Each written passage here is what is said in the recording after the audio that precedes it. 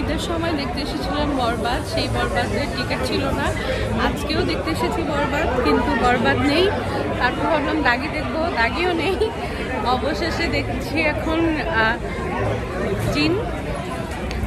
মোটামুটি ভালোই লাগছে। ভূতের মুভি, যদিও ভূতের মুভি আমার খুব একটা ভালো লাগে না, কিন্তু আমার বন্ধু আছে সজল, পারিয়া, দুইজনই আমার বন্ধু।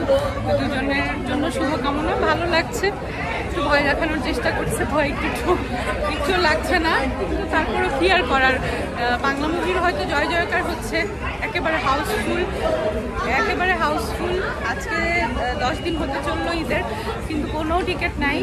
আগামী 1 সপ্তাহ টিকিট নাই। তো মনে হচ্ছে না এবার আর মুভি দেখতে পারবো। আমার তো মুভি দেখতে ভালো লাগে, এবং মুভি দেখার পরে যে একটা গুড ভাইব সৃষ্টি হয় ব্রেনের মধ্যে, সেটা নিয়ে আমি অনেক দিন খুব ভালো থাকি, কিন্তু দেখতে পারছি না।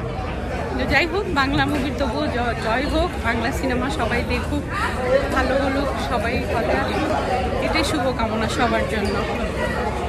আর সজল, হ্যাঁ দোস্ত, খুব ভালো হয়েছে।